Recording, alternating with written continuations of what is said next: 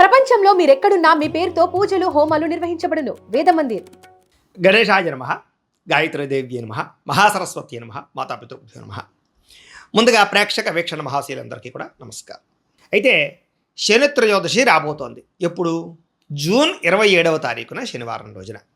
ఎవరైతే కుంభ, మీన, మేష, సింహ, ధనుస్సు రాశి వారు ఉన్నారో వీళ్ళందరికీ కూడా ఈ రాబోయేటటువంటి శనిత్రయోదశి చాలా చాలా ముఖ్యము, చాలా ఇంపార్టెంటు, చాలా మహాపర్వదినం. ఎందుకంటే ఈ 5 రాశుల వారు కూడా ఈ ఏలినాటి శని వల్ల కానీ, అష్టమ శని వల్ల కానీ, అర్ధాష్టమ శని వల్ల కానీ చాలా ఇబ్బందులు పడుతున్నారు. కుంభమీన మేషరాశి వారికి ఏలినాటి శని నడుస్తుంటే, సింహరాశి వారికి అష్టమ శని, ధనుస్సు రాశి వారికి అర్ధాష్టమ శని నడుస్తుంది. ఈ కారణంగా వీళ్ళకి ఎన్నో రకాల ఈతి బాధలు, ఇబ్బందులు అనుభవిస్తూ ఉన్నారు ఆల్రెడీ. అయితే ఎలాంటి ఈతి బాధలు, ఇబ్బందులు అనుభవిస్తున్నారయ్యా వీళ్ళందరూ ఈ కారణంగా అంటే కనుక చాలామందికి జీవితంలో ఆరోగ్య సమస్యలు, ముఖ్యంగా మనశ్శాంతి లేకపోవడం, చేసేది కలిసి రాకపోవడం, కుటుంబ కలహాలు, ఆర్థిక ఇబ్బందులు, అనవసరమైన తగాదాలు, చేసే పని కలిసి రావకపోవడము, నిద్ర లేకపోవడము, నిద్ర పట్టకపోవడం లాంటివి, మెంటల్ టెన్షన్లు అధికమైపోవడము, అలాగే ఏం చేద్దామన్నా పనులన్నీ జాప్యం, అవకాశాలేమో చివరిదాకా వచ్చి చేజారిపోతుండడం, ఇలాంటి సమస్యలన్నీ కూడా ఏలినాటి శని వల్ల, శని దోషాల వల్ల కలుగుతూ ఉంటాయి. అంతేనా అంటే కాదు.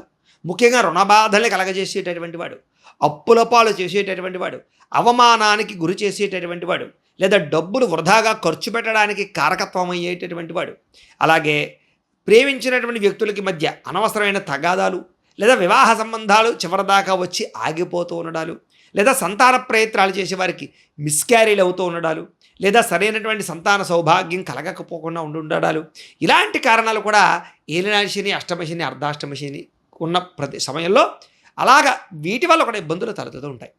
అంతేనా అంటే కాదు. వాహన ప్రమాదాలు కానీ, యాక్సిడెంట్లు అవ్వడం కానీ, శస్త్రచికిత్సలు కానీ, లేదా దీర్ఘకాలిక రోగాలు లేని వారికి చాలామందికి ఏంటంటే ఈ అష్టమ శని, అర్ధాష్టమ శని, ఏలినాటి శని నడుస్తున్నప్పుడే దీర్ఘకాలిక రోగాలు ఎంటర్ అవుతూ ఉంటాయి, లేదా పడిపోదాలు, దెబ్బలు తగిలించుకోవడాలు, శస్త్రచికిత్సలకు కారణం అవుతూ ఉంటాయి. కాబట్టి ఇలాంటి పెద్ద పెద్ద సమస్యలకి ఈ ఏలినాటి శని కారణం అవుతుంటుంది. అంతేకాదు, చాలామంది విదేశాలు వెళ్ళాలనుకుంటే చివరిదాకా వచ్చి వీసాలు రిజెక్ట్ అవ్వడాలా, లేదా విదేశాల్లో ఉన్న వారికి ఉద్యోగ సమస్యలతోటి, లేదా ఉద్యోగాలు పోవడాలు, లేదా బిక్కుమంటూ ఉద్యోగాలు చేయడాలు, ఎప్పుడు పోతుందా, ఎప్పుడు తీసేస్తారా అని చెప్పి బాధపడుతూ ఉండడాలు, టెన్షన్ పడుతూ ఉండడాలు, వేరే మంచి ఉద్యోగాల కోసం వెతుక్కుంటూ ఉంటే రాకపోతూ ఉండడాలు, ఇలాంటి సమస్యలకు కూడా గురి చేస్తూ ఉంటాడు. అక్కడ విదేశాలనే కాదు, ఇక్కడ కూడా ఉద్యోగపరంగా లేనిపోని సమస్యలు ఇరుక్కోవడం, లేదా సమస్యలు ఇరుక్కుని ఉద్యోగాలు పోగొట్టుకోవడం, ముఖ్యంగా గవర్నమెంట్ ఉద్యోగస్తులకి చేసిన తప్పుకో, చేయని తప్పుకో సడన్గా విజిలెన్స్ వాళ్ళలో రకరకాల రైడుల్లోనూ ఇంకొక కారణం చేత ఇరుక్కుపోవడాలు, ఐటీ దాడులు జరగడాలు, ముఖ్యంగా వ్యాపారస్తులకి. తద్వారా ఏంటంటే ఎక్కువగా సమస్యలు, కోర్టు కేసులు, పోలీస్ కేసులు ఇరుక్కునే అవకాశాలు, ఆస్తి వివాదాలు కలగజేసే అవకాశాలు కూడా ఈ ఏలినాటి శని, అష్టమ శని, అర్ధాష్టమ శని చూపిస్తుంది. అంటే కనుక ఇది సామాన్యమైనటువంటి దోషం కాదు, చాలా ఇబ్బంది పెడుతూ ఉండేటటువంటి దోషాలుగా మనం చూడొచ్చు.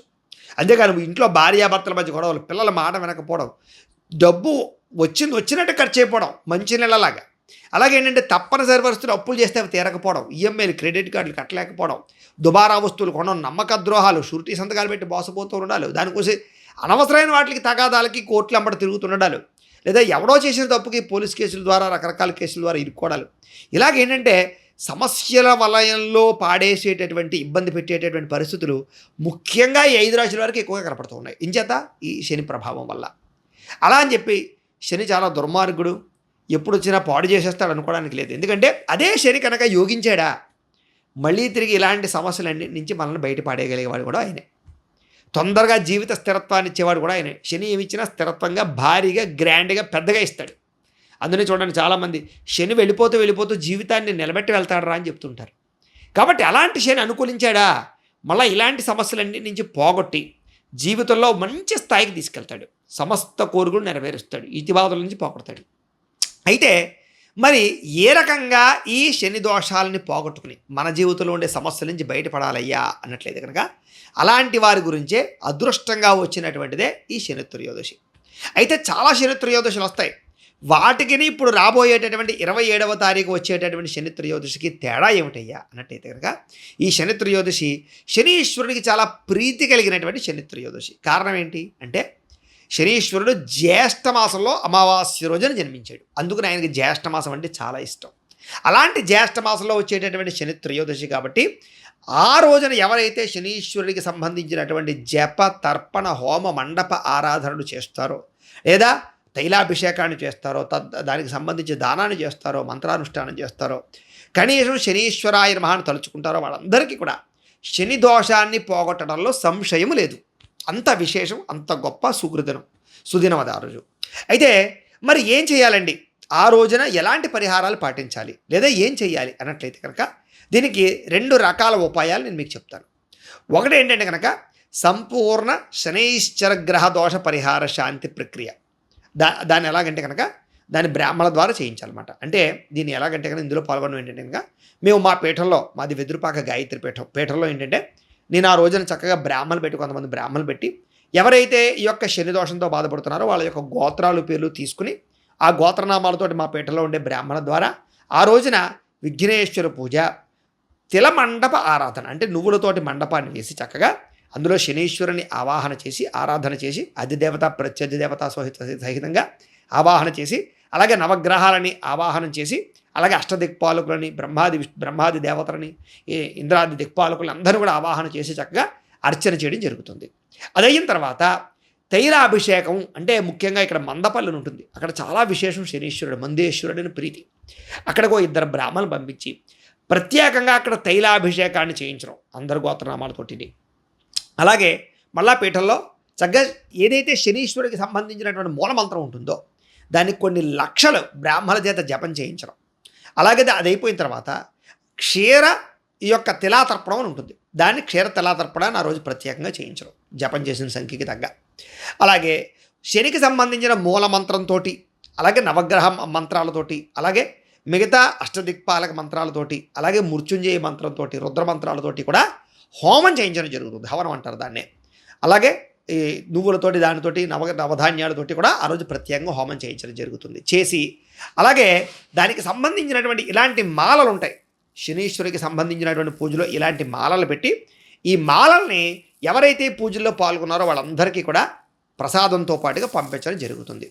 ఎవరైతే ఈ మాల మెళ్ళలో ధరిస్తారో వాళ్ళందరికీ కూడా శని దోషము కానీ నరదిష్టి కానీ నరఘోష కానీ ఎలాంటి దోషాలు ఉన్నా కూడా సంపూర్తిగా తొలగడమే కాదు, ప్రమాదాలు కానీ యాక్సిడెంట్లు కానీ ఏవీ జరగకుండా ఉంటాయి, ఐశ్వర్యం నిలబడుతుంది, అలాగే దిష్టి తగలకుండా ఉంటుంది. చాలా అద్భుతమైనటువంటి జీవితంలో మార్పు అయితే మీరు చూడబోతారు.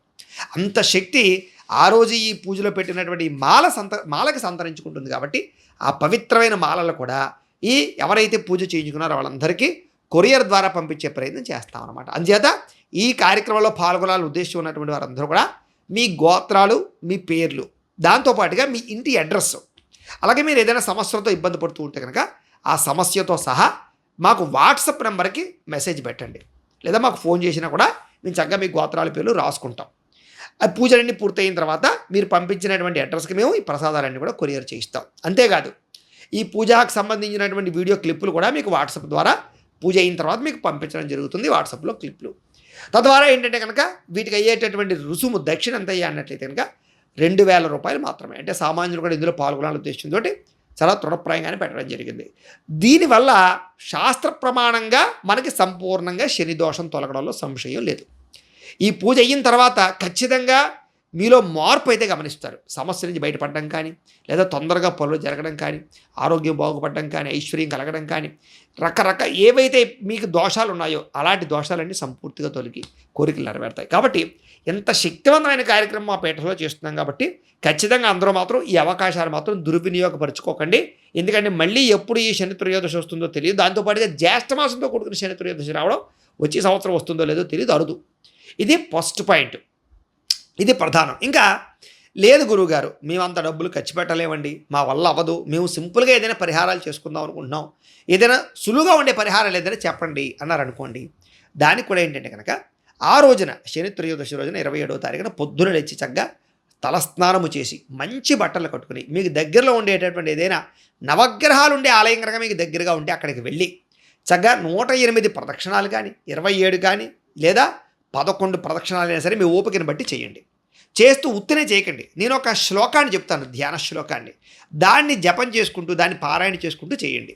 ఏమిటా ధ్యాన శ్లోకం అంటే కనుక నీలాంజన సమాభాసం రవిపుత్రం యమాగ్రజం ఛాయామార్తాండ సంభూతం తం నమామి శనైశ్చరం. ఈ యొక్క ధ్యాన శ్లోకాన్ని చక్కగా ఈ తిరుగుతూ ప్రదక్షిణాలు చేస్తూ తలుచుకోండి. ఇంకా అవకాశం ఉంది, మీకు నువ్వుల నూనె దొరికితే కనుక ఓ 1/2 కేజీ నువ్వుల నూనె పట్టుకెళ్ళి అక్కడ జగ్గా ఆ యొక్క శనీశ్వరుడికి ఇప్పుడు నేను చెప్పినటువంటి ధ్యాన శ్లోకాన్ని చెబుతూ పోయండి. ఇంకా అవకాశం ఉంది, దానం ఇచ్చుకోవడం మంచిది. సాధారణంగా ప్రస్తుతం ఎవరికైనా నువ్వుల దానం ఇద్దామంటే నువ్వుల దానం పట్టుకునే బ్రాహ్మణుడు దొరకటం లేదు. నిజంగా మీకు దొరికారా అదృష్టం. అయితే ఎలా ఇవ్వాలి నువ్వుల దానాన్ని అంటే కనుక ఉత్తరేదో నువ్వులు బయటకెళ్ళేసి చేతిలో పెట్టేయడం కాదు. దానికి కూడా ఒక ప్రొసీజర్ ఉంది శాస్త్ర ప్రమాణంగా. ఎలాగంటే ఒక స్టీలు పళ్ళాన్ని కొత్తది కొనండి, దాని మీద నిండా బియ్యం పోయండి, పళ్ళెం నిండా. దాని మీద నలుపు రంగు జాకెట్ ముక్క కానీ లేదా తువ్వాలు కానీ వేసి దాని మీద ఒక తమలపాకు పెట్టండి. దాని మీద 19 గ్రాములు నువ్వులు వేయండి. అంటే కనీసం 2-3 చెంచాలు, అంతకన్నా ఎక్కువ కూడదు. నువ్వులు ఇన్ని ఇస్తే అంత బంగారం కానీ అంత ధనం కానీ ఇవ్వాలి. అంత ఇవ్వలేం కదా మనం. అంచేత 19 గ్రాములు నువ్వులు పెట్టి వేసి బెల్లం మొక్క ఓ 1/2 కేజీ బెల్లం మొక్క పెట్టండి దాని పక్కన. అలాగే వాసం మేక్ కానీ ఇనప మేక్ కానీ పెట్టండి. పెట్టకపోయినా పర్వాలేదు, ఎందుకంటే అలాగే స్టీల్ కంచం ఇస్తాం కదా. అలాగే తాంబూలం పెట్టండి. 3 తమలపాకులు పోక చెక్క పెట్టి విశేషంగా దక్షిణ అంటే కనీసం 500 రూపాయల కన్నా ఎక్కువ ఎంత ఇస్తే అంత మంచిది. ఎందుకంటే ఆ దోషం పట్టుకున్న బ్రాహ్మణుడు ఆ దోషం పోగొట్టుకోవాలంటే 1,00,000 గాయత్రి జపం చేయాలి. అంటే కనీసం 10-15 రోజులు పడుతుంది వాడికి. కాబట్టి అంత ఎక్సర్సైజ్ వాడిని చేసుకోవాలి. కాబట్టి దానికి తగ్గ ఏదో తృణప్రాయంగా 50-25 ఇచ్చేసి వదిలించేసుకోవడం కాదు. తెలబ్రాహ్మడికి మనం ఎంత విశేషంగా దక్షిణిస్తే దోషం అంతలా పోతుంది. ఎందుకంటే ఆయన దోషం పోగొట్టుకోవాలి. కాబట్టి మన దోషం పట్టుకున్నాడు, ఆయన మన పాపం తీసుకుంటున్నాడు. అంచేత చూడండి, కావాలి ఎక్కడైనా సరే తెలబ్రాహ్మడు ఎక్కడ ఆరోగ్యంగా ఉండడు, మీకు ఎక్కడ ఐశ్వర్యం ఉండదు అతనికి. కారణం ఏంటి? మన పాపాలన్నీ మోస్తున్నాడు అతను. చాలా ఆయుష్ క్షీణించిపోతుంది. చూడండి, కావాలంటే మీరు ఎవరైనా ఎంక్వైరీ చేసుకోండి, లేకపోతే ఏదైనా దానికోసం ఏదైనా పరిశోధన చేసుకోండి. మీరు ఎక్కడ తెలబ్రాహ్మడు చూసుకోండి. అంటే అలా అందరూ కాదు, కొంతమంది ఏం చేస్తారంటే తపస్సు చేసుకుంటారు, గాయత్రి జపం చేసుకుంటారు. తెల్లదానం పుచ్చుకున్నా కూడా ఇంట్లో రోజు గాయత్రి జపం చేసుకుంటారు. అలాంటి వాళ్ళకి ఏం అవ్వదు. కానీ ఒకవేళ తీసుకుని జపం చేసుకోలేని వాళ్ళు కొంతమంది ఉంటారు. అలాంటి వాళ్ళు చూడండి ఆ దోషం వల్ల పాడైపోతుంది. అంటే మన దోషం వాడికి వెళుతుందా లేదా అనడానికి ప్రత్యక్ష నిదర్శనాలు ఇవన్నీ కూడా. అంచేత మనం అలా మన దోషం పట్టుకునే బ్రాహ్మణ్ణి ఖచ్చితంగా విశేషంగా గౌరవించాలి. కాబట్టి ఆయన కనుక కుదిరితే పంచుల చాప్ ఏమంటే పంచుల చాప్ పెట్టి, స్వయంపాకం ఉంటే స్వయంపాకం కూడా ఇచ్చి విశేషం దక్షిణ తాంబూలాలు ఇవ్వండి. తద్వారా ఆ దోషం చాలా శాతం మీకు పోతుంది. లేదా ఆల్రెడీ మా పీఠంలో అయితే కనుక మీకు దానికి సంబంధించి తిలాహోమాలు అవి చేస్తాం కాబట్టి తద్వారా కూడా మీకు దానం ఇవ్వకపోయినా ఆ ఫలితం వస్తుంది. కానీ అవకాశం ఉంటే ఇలా చేసుకోండి. ఇంకా అద్భుతమైనటువంటి ఉపాయం ఏమిటయ్యా అన్నట్లయితే కనుక నువ్వుల నూనె ఉంటుంది. ఆ నువ్వుల నూనెతో కనీసం దీపారాధన చేయండి, లేదా చిమ్మిల నైవేద్యం పెట్టండి. ఇలాంటివన్నీ చేస్తూ చక్కగా ఆ రోజు కనుక ఏకభుక్తం అంటే మధ్యాహ్నం భోజనం రాత్రి టిఫిన్ కానీ, లేదా రాత్రి భోజనం మధ్యాహ్నం టిఫిన్ చేసి కానీ అది చేయొచ్చు. లేదు ఉండలేకపోయారు అనుకోండి, పొద్దున టిఫిన్ చేసేయండి, మధ్యాహ్నం మామూలుగా టిఫిన్ చేసేయండి, రాత్రి భోజనం చేయండి. ఇలాగ ఏ రకంగానైతేనే ఏకభుక్తం అంటే ఒక్కసారి అన్నం పదార్థం తినడం. ఇలాగా ఆ రోజున ఇలాంటి వ్యవహారం చేసుకుని మీకు కనీసం నవగ్రహాల ఆలయాలు ఎక్కడ దొరకలేదనుకోండి, కనీసం శివాలయానికి వెళ్ళైనా సరే ఆ రోజు దండం పెట్టుకోండి.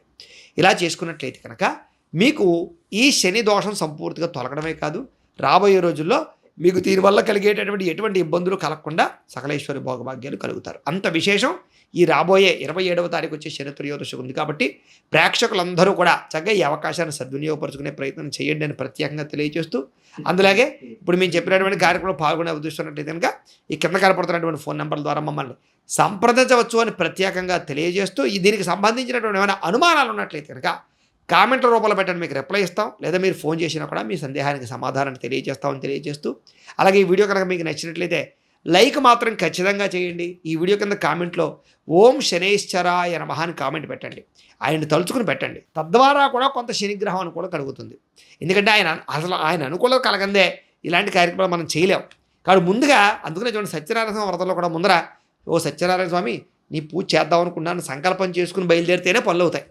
అలాగే ఇప్పుడు కూడా మీరు ఏం చేస్తారంటే రాబోయే శని త్రయోదశి రోజున శని దోషం పోగొట్టుకోవాలంటే ఇప్పుడే సంకల్పం చేయండి. వీడియో చూస్తున్నప్పుడే మీరు కామెంట్లో ఒక్కసారి ఓం శనైశ్చరాయ నమః అని కామెంట్ పెడితే మీరు సంకల్పం చేసినట్టే. అలాగే లైక్ కొడితే సంకల్పం గంట కొట్టినట్టే. అంటే మీరు పని ప్రారంభం అవ్వబోతోందన్నమాట. మీకు రాబోయే రోజుల్లో శని దోషం తొలగబోవడానికి ఖచ్చితంగా శనీశ్వరుడు అనుగ్రహిస్తాడనమాట. కాబట్టి ఆ రకంగా భావించండి, చక్కగా ఎదరికి వెళ్ళండి, చక్కగా శని దోషం పోగొట్టుకోండి. మీరందరూ సకలేశ్వరి భోగభాగాలు పొందండి అని మనస్ఫూర్తిగా శనీశ్వరుని ప్రార్థన చేసుకుంటూ స్వస్తి.